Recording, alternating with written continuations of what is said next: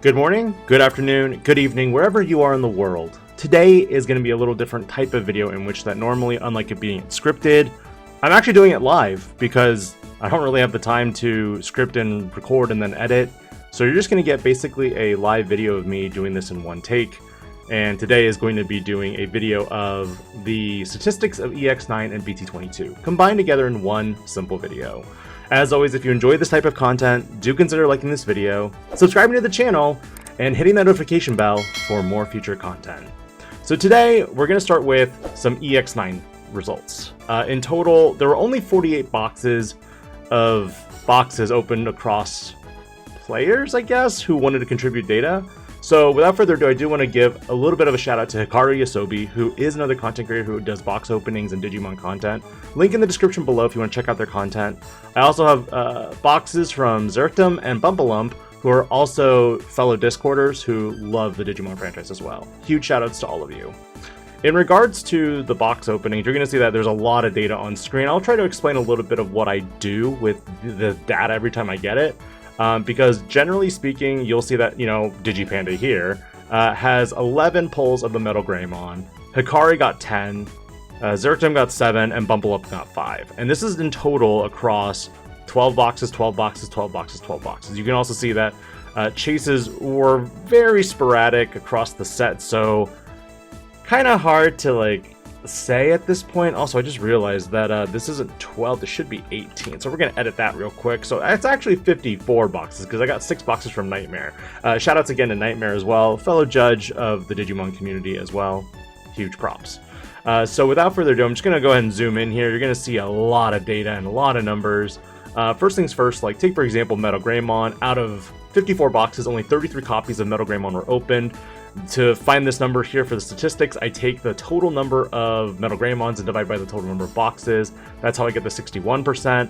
And then in order to get the play sets, this is where I do 4 divided by the percentage here, because that's how you kind of get the idea of, well, if there's a 61% chance to get 1, then to get 4 of them, it would take 4 divided by that number. So in total, in order to get a playset of Metal Greymons from EX9, it would take almost a little over 6.5 boxes, which is where the data is interesting to kind of look at overall in general, because in the grand scheme of things, why do I like to do case statistics, which in essence leads to box metrics? The huge answer here is because I want you as the player or buyer or consumer to really know what you're buying into when it comes to Digimon. Some sets are really good, and some sets are kind of, well, not. So the big thing here is to understand whether you have a good shot at spending your money for a specific hit that you might be wanting. Super rares typically come in configurations inside sets. Core sets, you can kind of see that too sometimes, which I'll kind of explain my anecdotal references and how I felt about BT22. You'll see here with Metal Greymon Alterous Mode, the next super rare of the set, that it took almost 9.82 boxes on average across 54 boxes in order to get a playset. And this is kind of true for me, that even across 18 boxes, I only opened 7 of them. So in total, it was kind of I came close to a playset, but not close enough.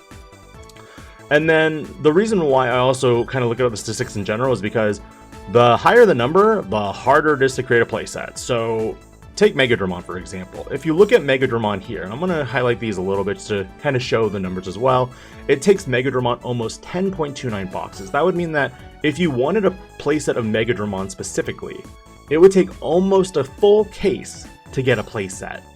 Versus if you wanted a playset of Weregarurumon Sagittarius modes, it would take you 7.5 boxes, but it seems that in general with EX9, it takes almost, the easiest super rare to get in general is Metal Greymon, bottom line. Now, when you look at your secret rares, this is where it gets a little trickier, because this actually was kind of true across the board for me as well, in that Machinedramon was the common secret, and Chimeramon was not. Out of 18 boxes, I only saw 3 Chimeramons, and out of 18 boxes, I only saw 4 Machinedramons. But when you combine the data with other players, this is where you see that Machinedramon was very easy to get, and Chimeramon, if you wanted to playset, it would take almost 2 cases, which is really rough in my mind. This is where I wanted to have a little fun with looking at the limited common and common cards. Unfortunately, when I don't have enough data, it doesn't feel really right to present it, so I usually, in this case, will skip this. 54 boxes isn't really a large sample size, and in general, I want to get more and more boxes, which is where BT22 comes in really handy because a lot of players open that set, and I'm going to tell you right now, there's a lot of interesting data with it. So let's go ahead and skip to the alt arts. We also do box toppers, but again, sometimes that data is not readily available, and at the same time, these aren't really crazy value box toppers, which could have promos too.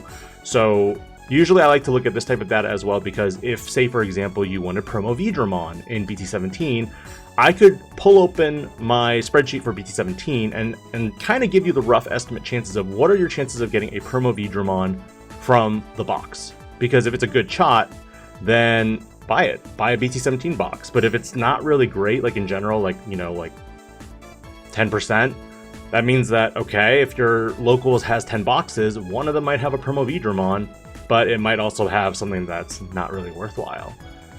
Moving to the alt arts, you can see that these also have an equal spread. Again, small sample size. I don't really like to cover things that have less than 100 boxes, but generally you can see that, you know, Altruist mode would take 24 boxes to get a playset of alt arts. You also have these numbers here, like this one here, 72. That's Metal Mamamon. It would take you 72 boxes to get a complete playset. Weregarurumon Sagittarius mode would take almost upwards of 2 cases. But then when you look at your secrets, Machinedramon surprisingly was the one that took almost 3 cases to get a playset of. I almost had my entire playset in 18 boxes. So again, it's kind of just luck of the draw there. But as you have more and more boxes, it helps with that. In regards to SP rares, we did have cases that did not have any SPs, which means that for EX9, it is not a guaranteed chase per case. Bottom line with side sets, it usually is that way, where you don't have a guarantee there. And I know as much as that is, it kind of sucks. And that's one thing that I wish Bandai would guarantee for players or consumers who are buying that case. And at the same time, if you look at what they're doing with One Piece and Gundam has a very generous pull rate right now with their super rares, their alt arts, even guaranteeing chase resources and stuff like that as well, which I kind of wish Digimon had. And ultimately, we'll discuss more kind of at the final points of this video of what we can do as a community to make our game feel more worth it, more worthwhile, and better. So hopefully there weren't any questions on EX9 in general. It's more of a, like, there weren't any insane hits. I know at this point, if you were to look at tcgplayer.com, you'll see like Omnimon Ultra S is really going to be spiking in price because of its utility and not just Adventure Omni. It can also be used in DNA Omni. You'll see Kaguyamon's also spiking. And the thing is, as less and less people open this particular set, you're going to see certain super rares go up in price because the supply will be low, but the demand will be high. The problem is right now, a lot of boxes for EX9 are seeing probably a $50 to $60 price tag because nobody wants to open it. And until there's something that makes this set really busted, kind of like how EX1 was, where, you know, nobody really opened it, and then at the same time, Analog Youth was constantly being used. That would mean that, you know, if you bought a box of EX1 and you opened 2 or 3 Analog Youths and the EX1 box was $32, then you made your money back. And bottom line, that's pretty much all you needed. But at this point, like, I know a lot of players aren't opening EX9. I know a lot of stores that are just trying to offload EX9. And ultimately, you might pick it up and then kind of just wait and see if the meta develops into something that requires cards from this set. But moving to BT22, this was, there were a lot of contributors to this one. And as you can see, this spreadsheet is zoomed the heck out. So other than my 3 cases, Hikari Asobi also did another case here. Let me check real quick. Yeah. So Hyper Coliseum, also fellow content creator. Check out link in the description again below for all the content creators who are featured in this video, and shoutouts to them as well for giving me some data to work with here. KJ Chicken is another contributor. We also have Raystar, Fazul, Max Mystery, Mighty Jim Jams, fellow content creator Curiosity, Oz, Digimon Judge American Bash. We also have Life, Rook Laws, Digital Monsters Deals, and Games Link. I don't know if it's on screen right now, but let me see if I can zoom in real quick and show all the different individuals who are involved here. They might not be able to be seen all at the same time, but other than that, the big thing here is I'm just going to go ahead and hide all the numbers here because it's a lot. I think it just makes it more confusing if you have all those numbers there. So yeah, there's Games Link there now. We're going to go ahead and hide all that. And we can just now look at the raw data in general of what we expect from BT22.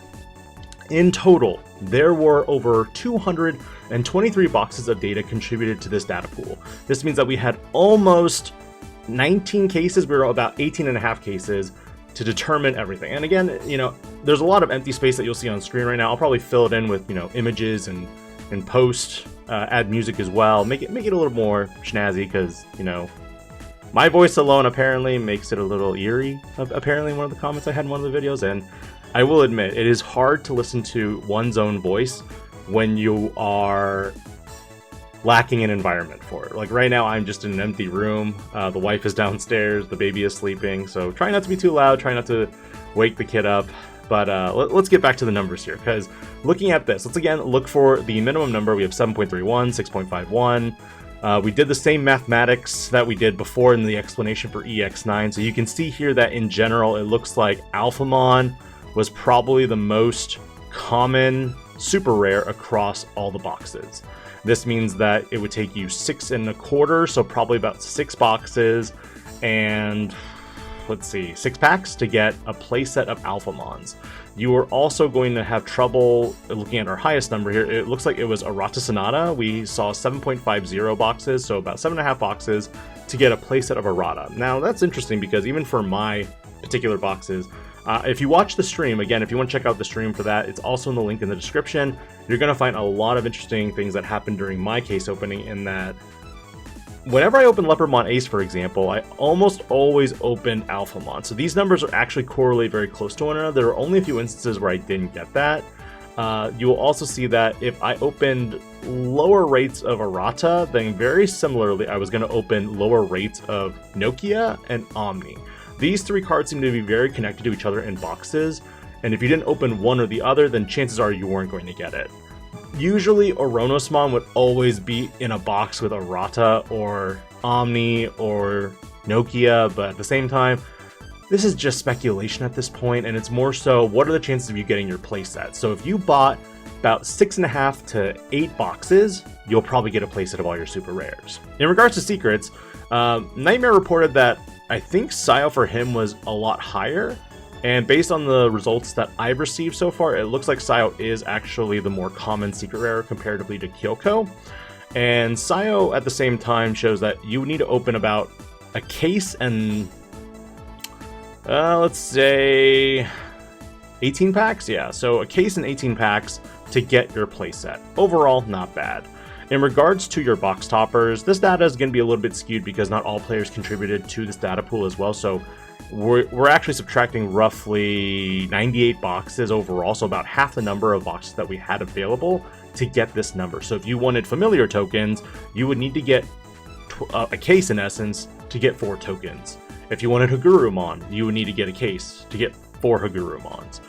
The easiest one to get here was Terriermon. Now when you get to Alt Arts, this is the real data that I think a lot of players are going to go to, because of the fact that this, in my mind, is going to emphasize how many are going to be in the pool for demand, which might influence its price. Now, I'm not trying to manipulate the price or give a market watch here. I'm just looking at the statistics behind it. If a card is more frequently pulled and it's more readily available, then it means that its price is going to probably be relatively cheap.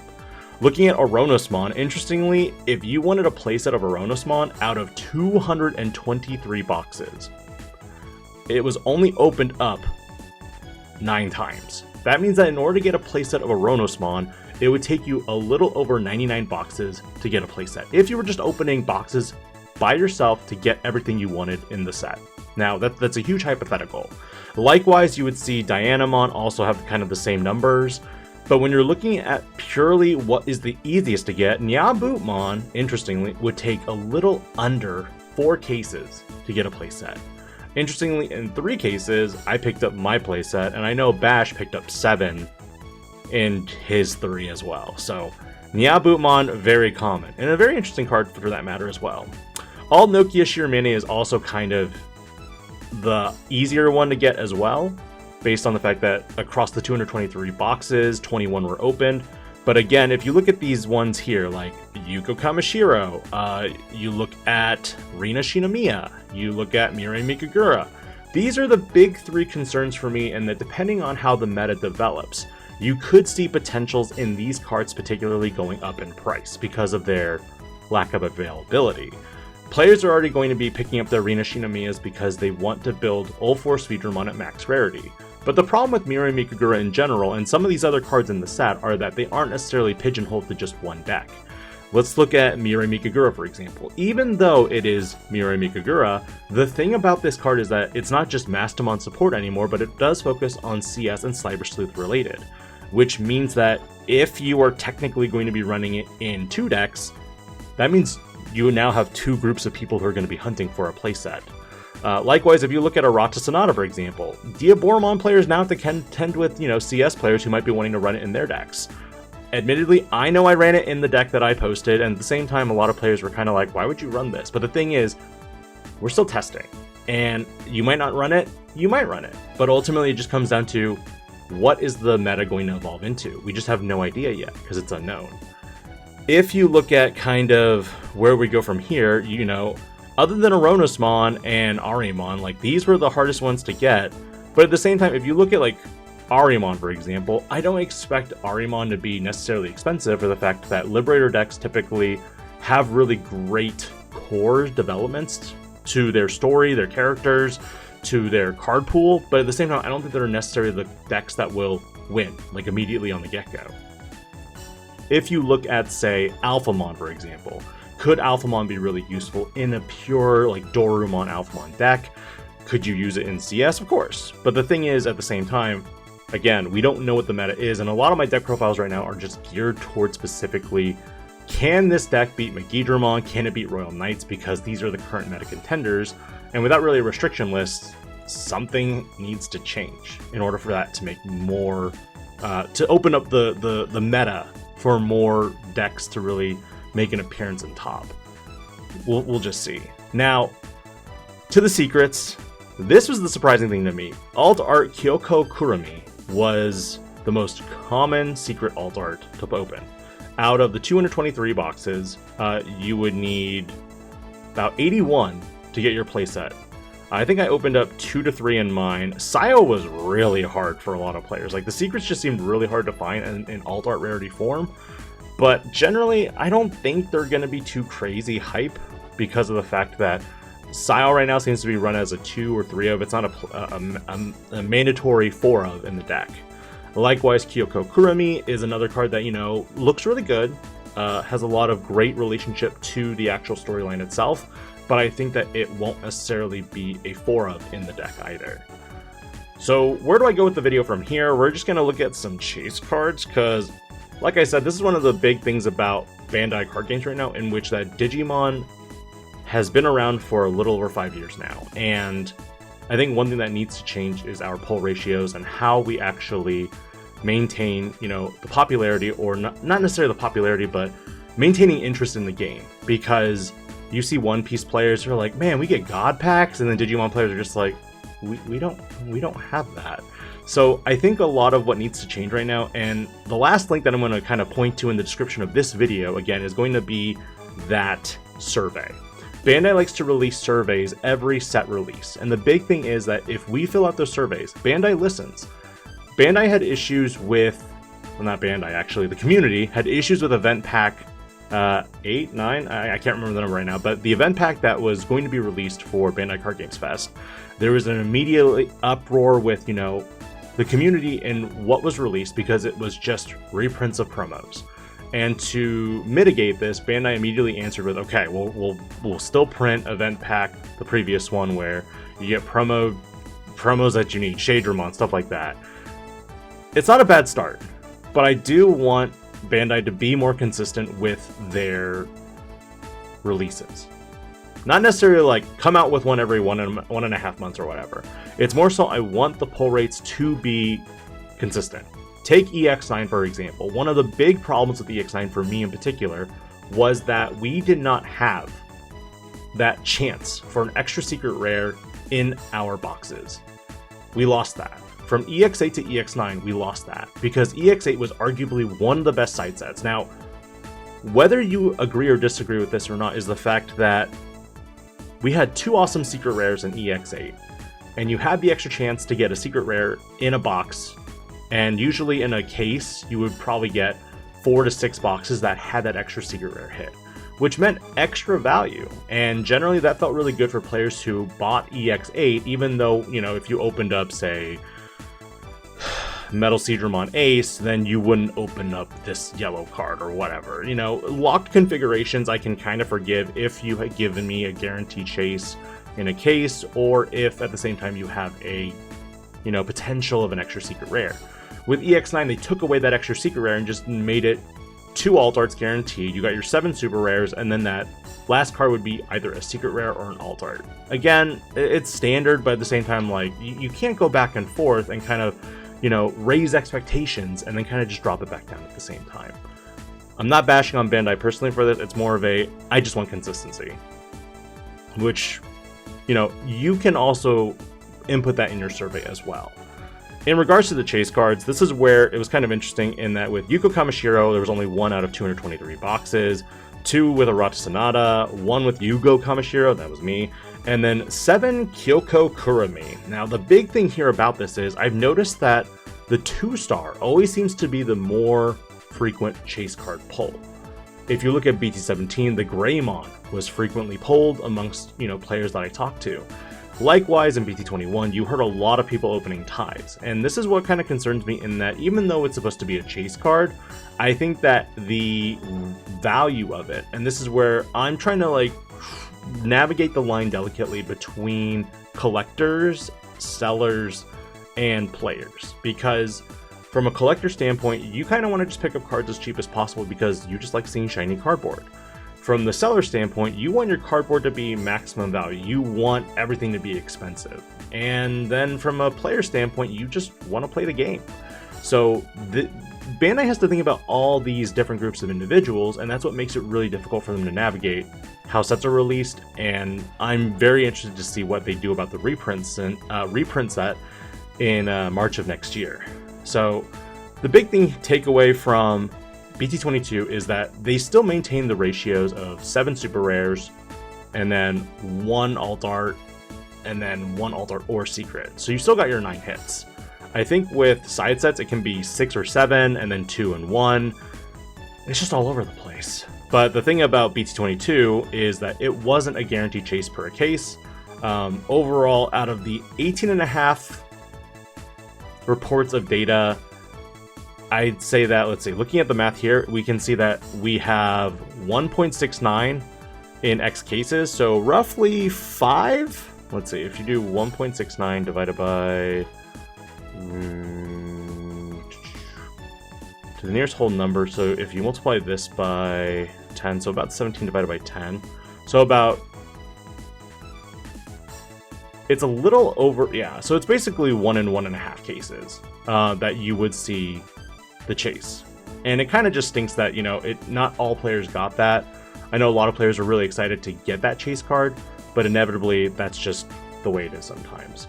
I feel like I've rambled on a little bit too long about certain aspects, so I'm going to go ahead and end the video there, but I hope you guys learned a lot today about, you know, whether BT22 is worth it for you, because at the same time, general release is going to be happening soon, which means cards are going to fluctuate in value, things will drop, things will skyrocket, and like I said, use this to kind of understand, you know, what are your chances of getting certain alt arts, super rares, secret rares.